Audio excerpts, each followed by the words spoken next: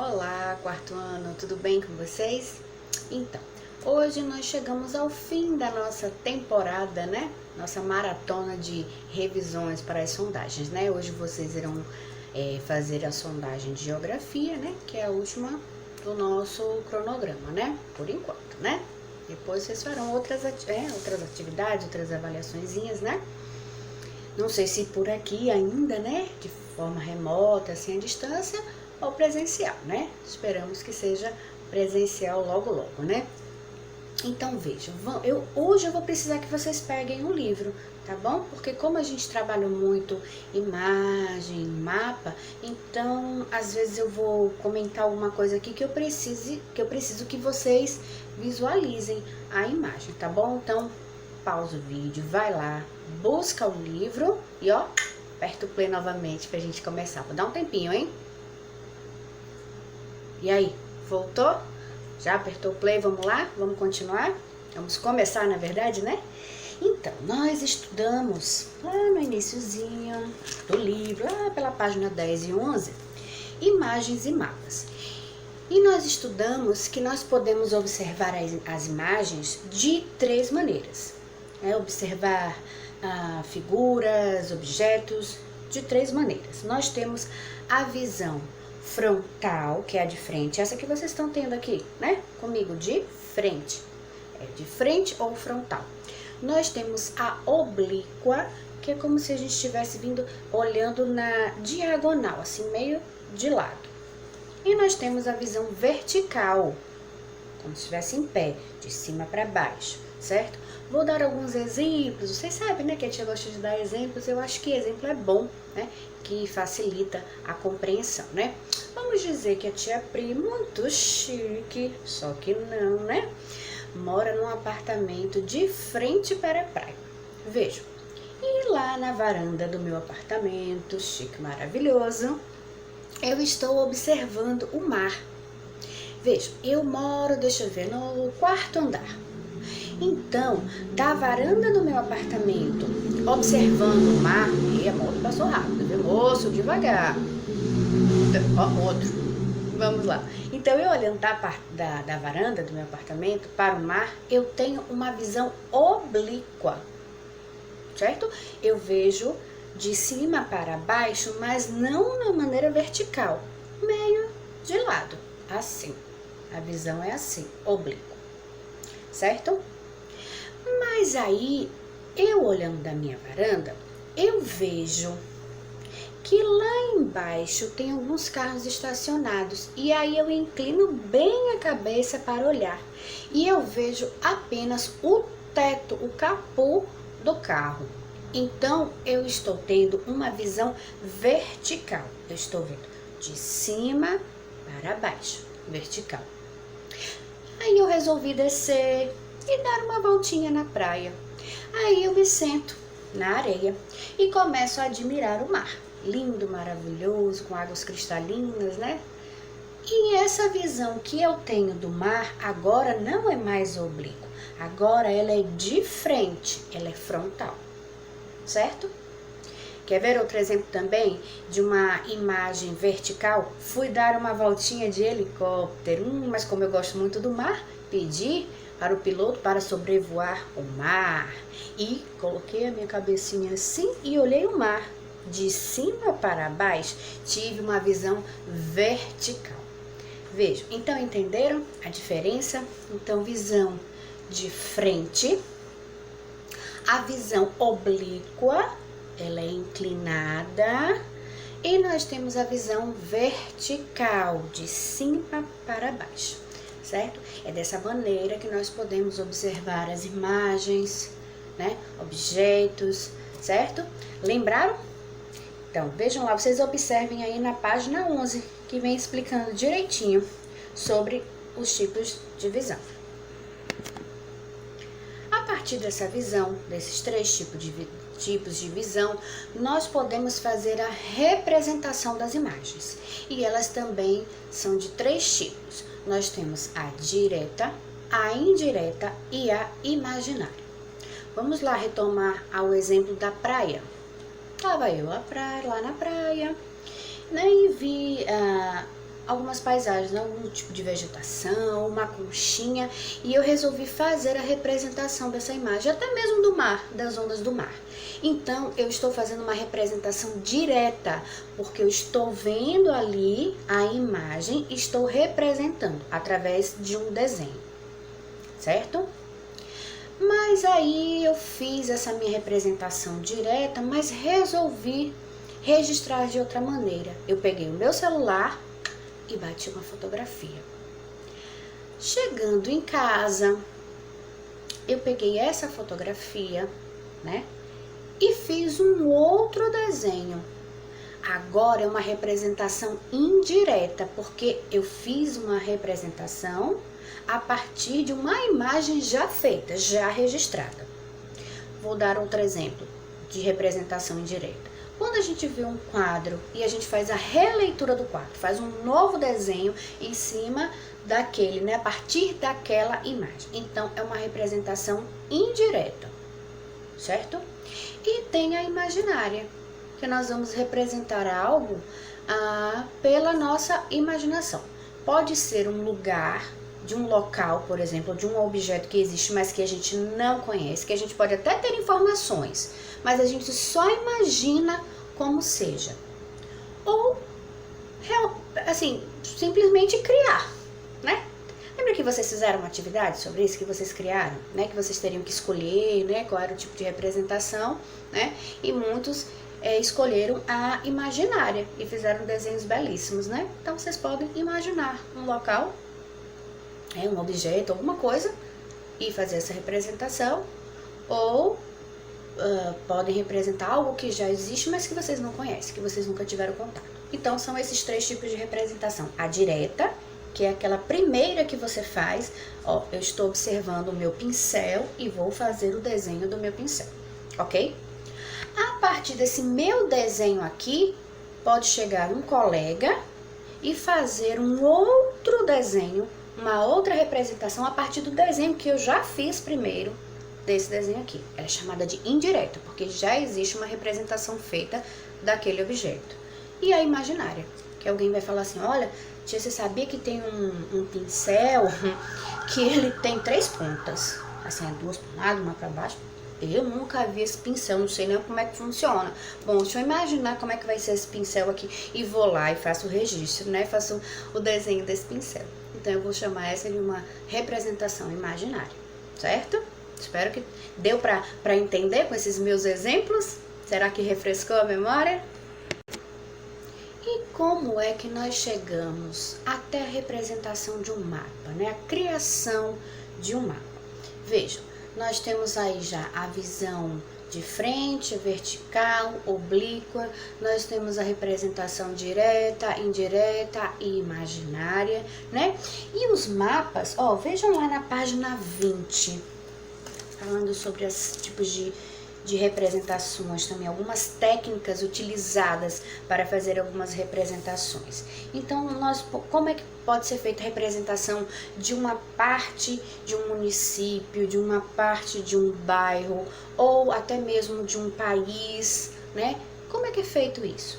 Nós podemos utilizar a imagem de satélite, que ela é fotografada pelos satélites, né? E nós temos a visão de partes, né? Nós conseguimos, ó, vejam aí na primeira imagem, ó, a gente consegue ver, né, que aqui tem rios, que tem ruas, que tem moradias, a gente só encontra os telhados. Isso é uma visão que vertical, não é? Essa aqui é uma imagem de satélite, tá? Nós temos aí uma planta pictórica. Veja, nós temos desenhos, tem alguns nomes, né, informando nomes de algumas ruas, avenidas e de alguns locais da cidade, né? Ele é um desenho bem ilustrativo, bem representativo, né? E as plantas pictóricas, elas são usadas muito em mapas turísticos. Quando a gente chega num hotel, numa pousada ou num aeroporto de uma cidade turística, geralmente eles entregam, ou até mesmo às vezes a gente compra. E ele vem com essas ilustrações, ó. Tá vendo? De uma planta pictórica, porque tem representações em forma de desenho, certo? com elementos parecidos, né, com as moradias, com árvores, com a igreja, com o museu, com a prefeitura, né, com alguns pontos das cidades. Nós temos aí, ó, na página 21, a planta. A planta nós encontramos de maneira mais representativas para a gente, né? O que é mais comum para a gente, né? É como se fosse mesmo assim o mapa daquela localidade. Aí sim, vem representando principalmente ruas, avenidas, os quarteirões, a extensão das ruas, mas já não tem mais aquelas imagens pictóricas, né? Os desenhos das casinhas, né? Da igreja, do museu, né? Aqui representa mais os quarteirões, né? O nome das rodovias, das ruas, né? E nós temos aí o croquis cartográfico, que ele já é um desenho bem simplificado. Aqui vai mostrar mesmo assim o que é principal naquela localidade. Vejam aqui, né? Vem dizendo o nome de algumas avenidas, né? De ponte, de algumas ruas, de principais ruas, das ruas mais movimentadas, né? Ou de maior extensão. Então, vamos dizer, foi registrada aquela imagem daquela localidade, né? De por exemplo, uma região da cidade, e ali vai ser representado só o que é mais importante, tá? O que é mais representativo para aquele mapa ali, para aquele croquis cartográfico, certo? Então, né, a tia tá explicando de uma maneira mais simplificada porque é a revisão, tá bom?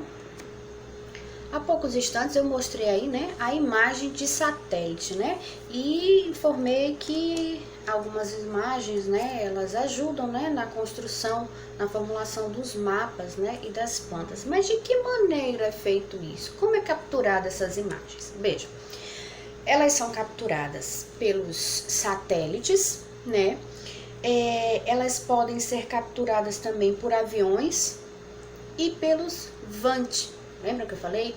É veículo aéreo não tripulável. A única tripulação que vai nele é uma câmera, né? Para que ele possa fotografar ou filmar determinada área. O VANT ele é utilizado para áreas menores, tá? Porque ele não tem um alcance tão grande como de um satélite, né? Ou de um avião, né? Um exemplo de VANT são os drones, né? Que são muito utilizados hoje, né? Que eles carregam uma câmera, né? E eles só conseguem alcançar até uma determinada altura, mas que eles fazem esse trabalho também, não só de espionagem, né? Todo mundo acha que o drone é só para espionar, fuxicar a vida dos outros, mas eles são principalmente utilizados com essa função, né? De registrar imagens, de capturar as imagens para a produção, né? De mapas e de plantas, né? E as plantas a gente estudou, plantas não de florzinha, de cheirinho, de tempero, não, né? As plantas cartográficas, certo?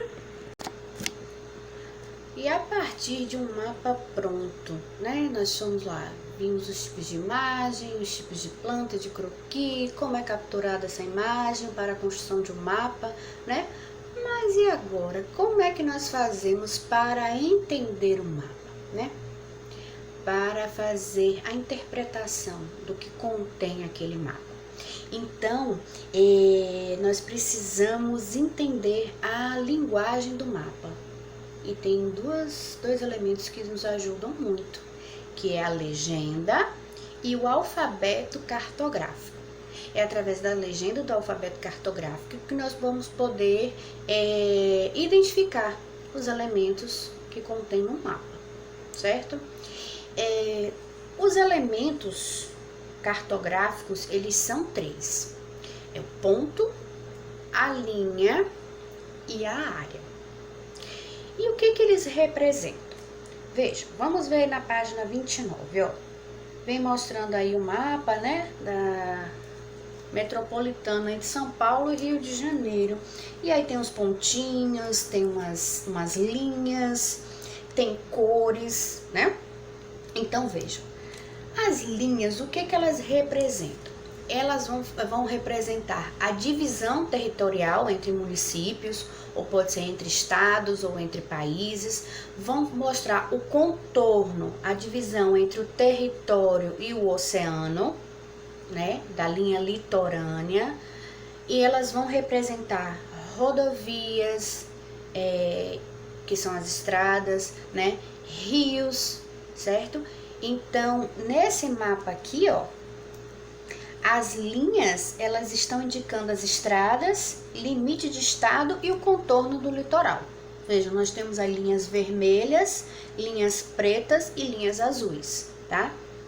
Elas representam a questão da divisão territorial das rodovias, das estradas, né, do limite entre a parte territorial e a parte de água, a parte do oceano. Nós temos também os pontos. Para que servem os pontos? Eles são usados para representar as cidades, os municípios, né, os municípios que estão contidos dentro do estado e também a capital.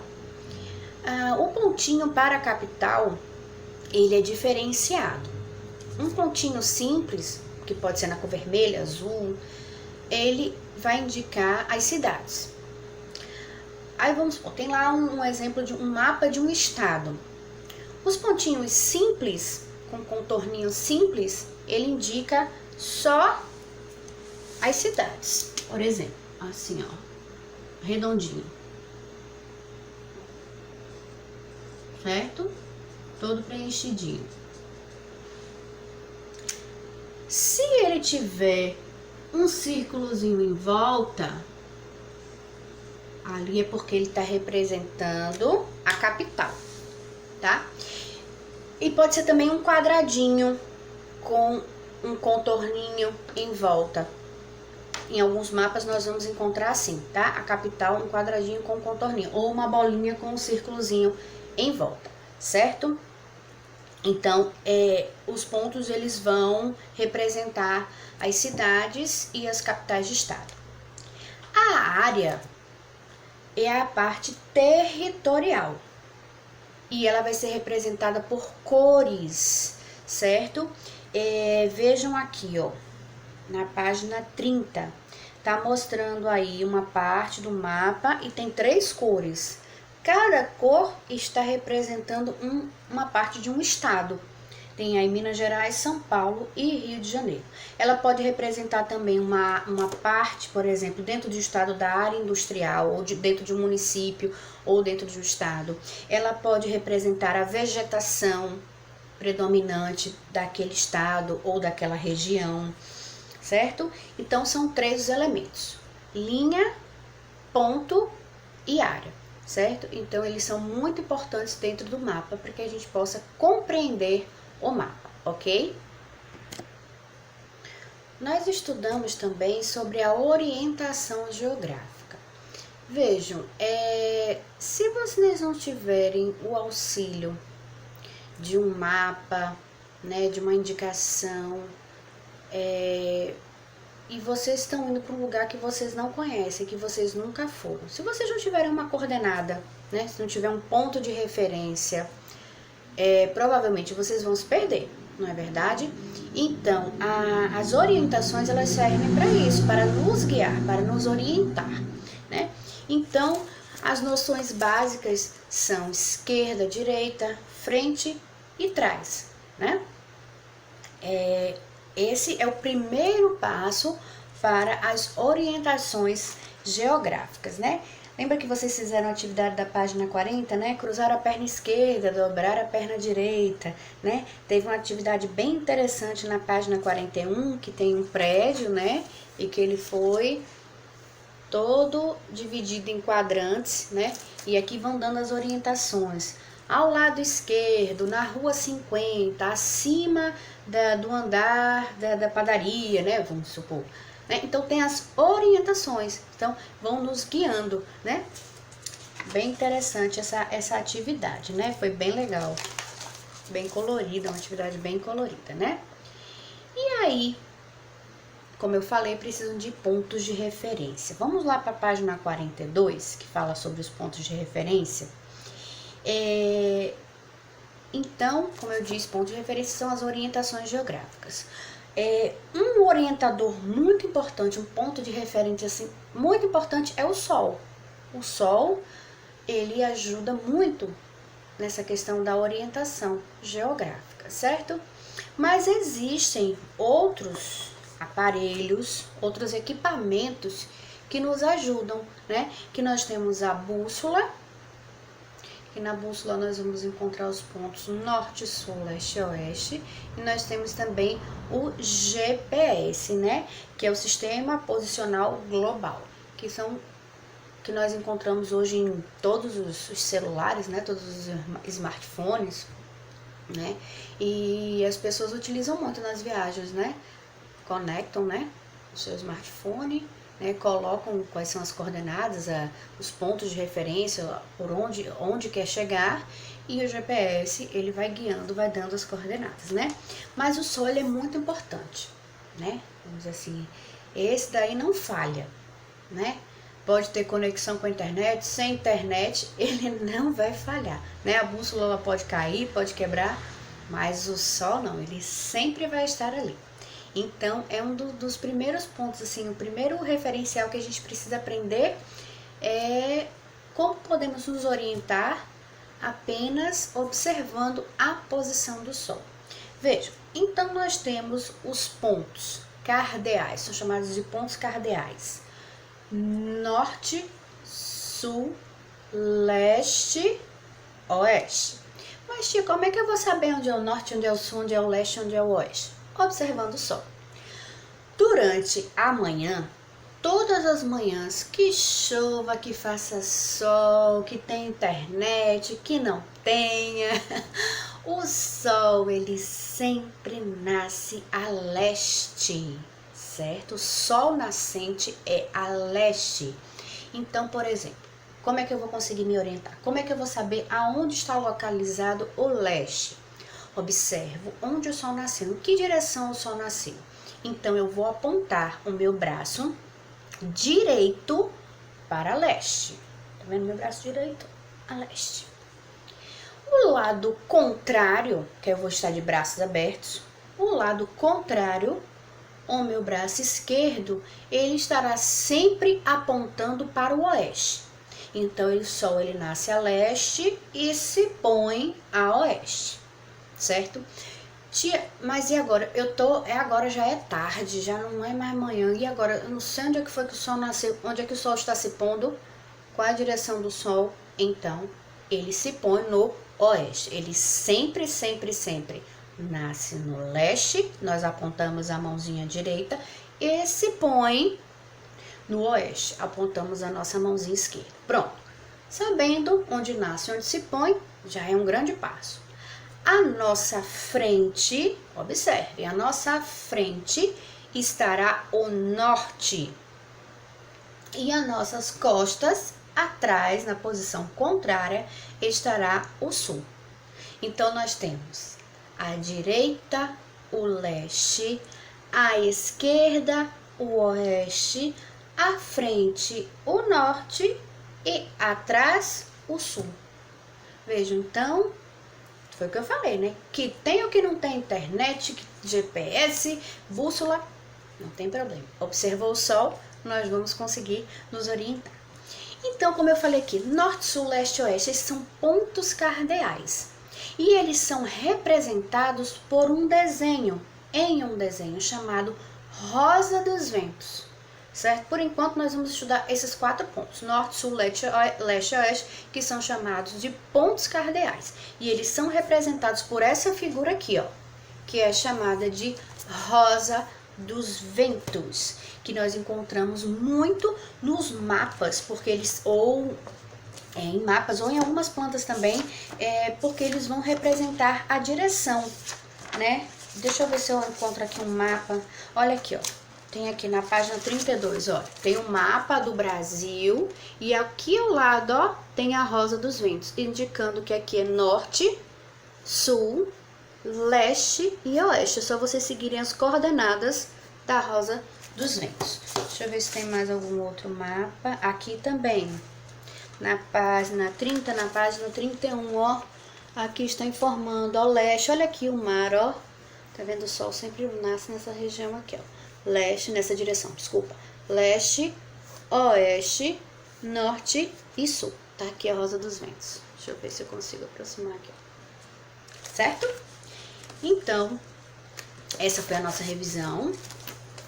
simples, né? Com a linguagem mais simples, né? A tia foi explicando os principais assuntos aqui, revisando, né? Os principais assuntos, tá bom? Espero que tenha ajudado vocês a refrescar a memória, a lembrar um pouquinho mais. Se estava com alguma dúvida, que agora tenha tirado a dúvida, tá bom?